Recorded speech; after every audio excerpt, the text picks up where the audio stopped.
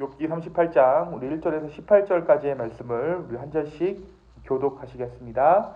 그때 여호와께서 폭풍우 가운데에서 욥에게 말씀하여 이르시되 무지한 말로 생각을 어둡게 하는 자가 누구냐? 너는 대장부처럼 허리를 묶고 내가 내게 묻는 것을 대답할지니라. 내가 땅에 기초를 놓을 때에 내가 어디 있었느냐? 내가 깨달아 알았거든 말할지니라. 누가 그것의 도량법을 정하였는지 누가 그 줄을 그것의 위에 띄웠는지 너가 아느냐? 그것의 주추는 무엇이었으며 그 모퉁이 돌을 누가 놓았느냐? 그때에 새벽벌들이 기뻐 노래하며 하나님의 아들들이 다 기뻐 소리를 질렀느니라. 바다가 그 모태에서 터져 나올 때에 문으로 그것을 거둔 자가 누구냐? 그때에 내가 구름으로 그 옷을 만들고 흑암으로 그 강보를 만들고 한계를 정하여 문빗장을 지르고 이르기를 내가 여기까지 오고 더 넘어가지 못하리니 너의 높은 파도가 여기서 그칠지니라 하였노라. 너가 너의 날에 나침에게 명령하였으냐? 새벽에게 그 자리를 일러 주었느냐? 그것으로 땅 끝을 붙잡고 악한 자들을 그 땅에서 떨쳐버린 일이 있었느냐? 땅이 변하여 진흙에 인친 것 같이 되었고 그들은 옷같이 나타나되 악인에게는 그 빛이 차단되고 그들의 높이 든 팔이 꺾이느니라. 너가 바다의 삶에 들어갔었느냐? 깊은 물밑으로 걸어다녀 보았느냐? 사망의 문이 내게 나타났느냐? 사망의 그늘진 문을 너가 보았느냐? 땅의 너비를 내가 측량할 수 있느냐? 내가 그 모든 것들을 다 알거든 말할지니라. 아멘.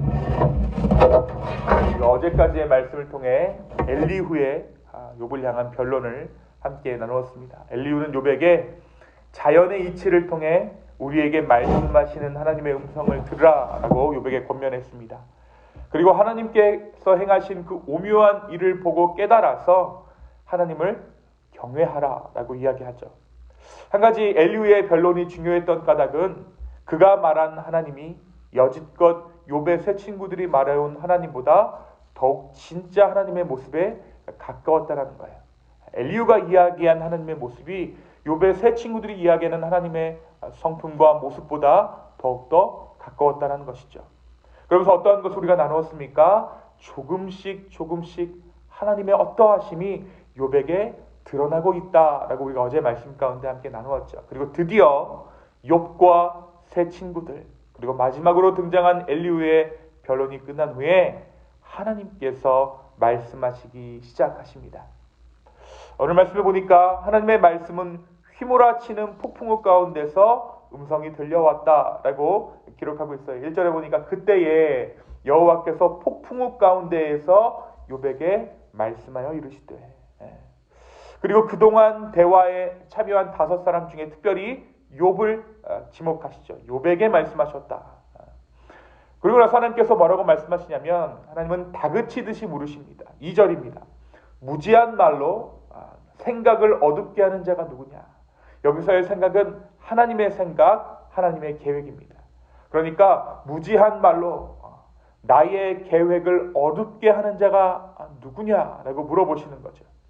그렇다면 왜 하나님께서는 고통 가운데 위로가 필요했던 욥에게 그동안 욥이 겪어야 했던 고난과 그 고난의 이유를 말씀해 주시기는커녕 이렇듯 폭풍 가운데 책망하시듯 질타하시는 질문으로 자신을 나타내시는가 하는 부분을 우리가 조금 생각해 볼 수 있을 것 같아요.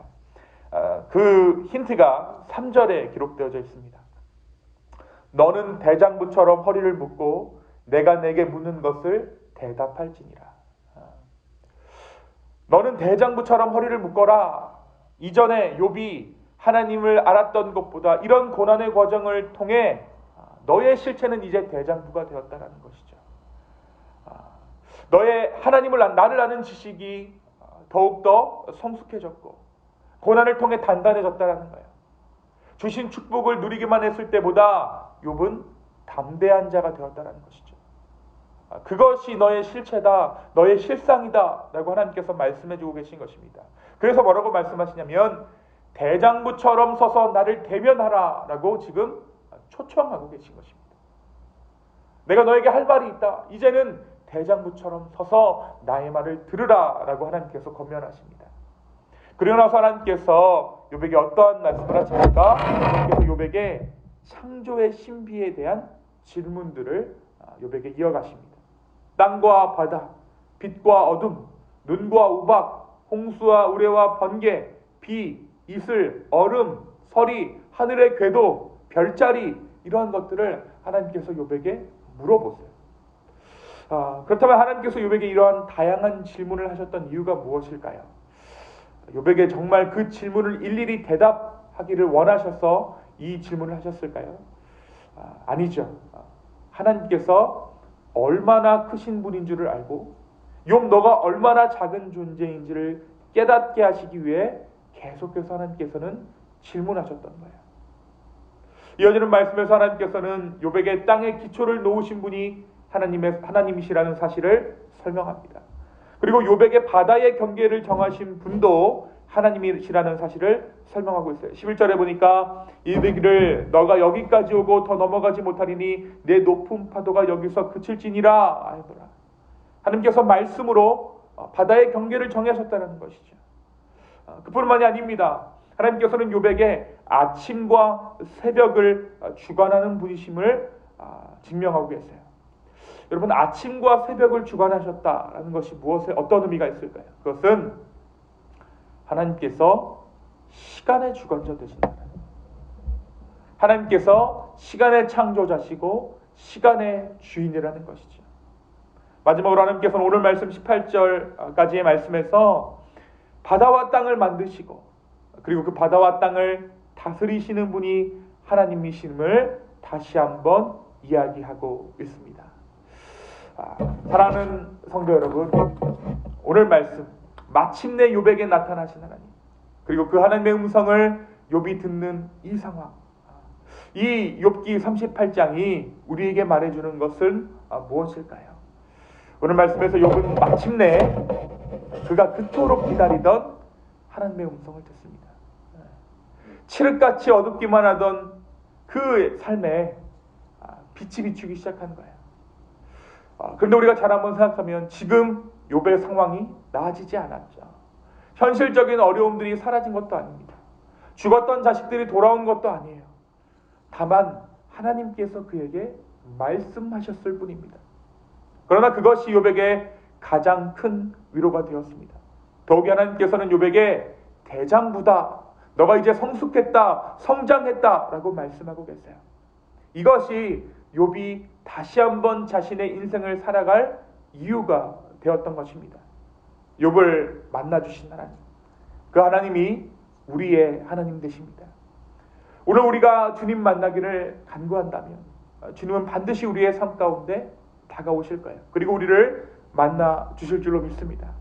만약 오늘 만나 주시지 않는다고 하더라도 욥이 계속해서 찾는 가운데 하나님께서 나타나시기를 끝끝내 유보하셨던 것처럼 오늘 만나 주시지 않는다고 하더라도, 내일 만나 주시지 않는다고 하더라도 우리가 주님 보기를 간구한다면, 주님의 음성 듣기를 소망한다면 하나님께서는 반드시 우리를 만나 주십니다.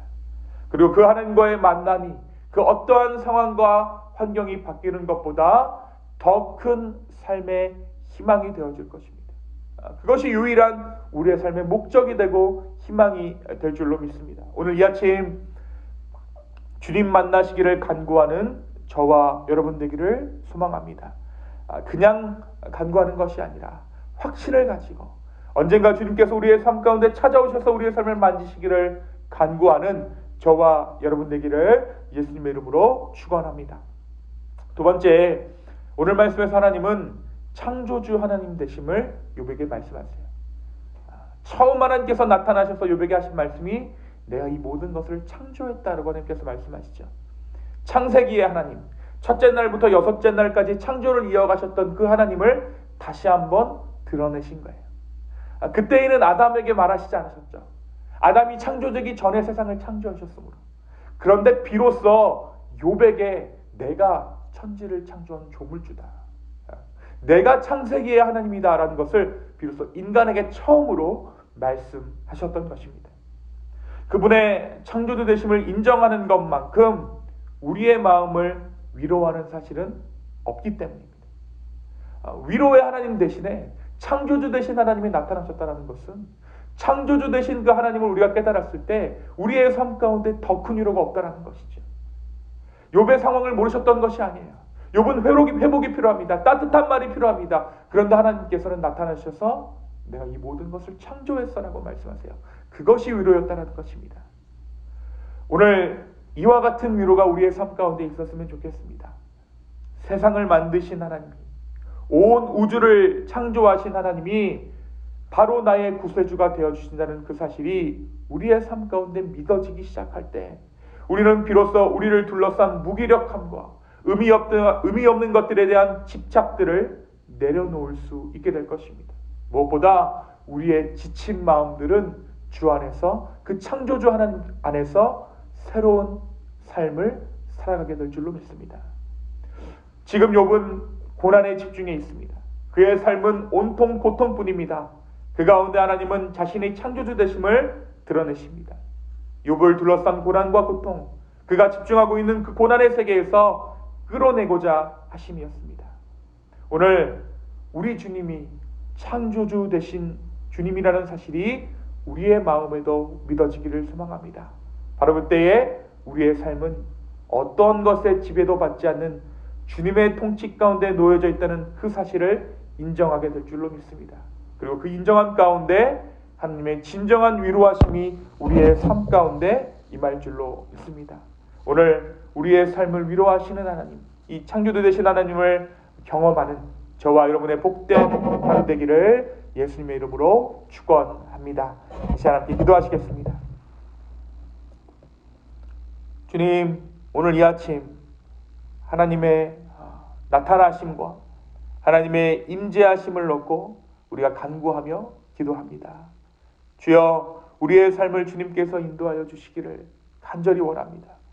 또한 우리의 삶의 위로가 필요할 때 주님 만나기를 간구하며 주님을 찾을 때 주여 외면치 마시고 우리의 인생 가운데 찾아와 우리를 만나 주시옵소서. 그리고 무엇보다 창조주 되신 그 하나님을 우리가 인정할 수 있도록 주여 우리의 마음을 주장하여 주시옵소서. 주님, 다시 한번 우리의 마음을 드립니다. 우리의 인생 아버지께 드립니다. 주여 우리를 인도하여 주시옵소서. 감사합니다. 이 모든 말씀 예수님의 이름으로 기도하였습니다. 아멘.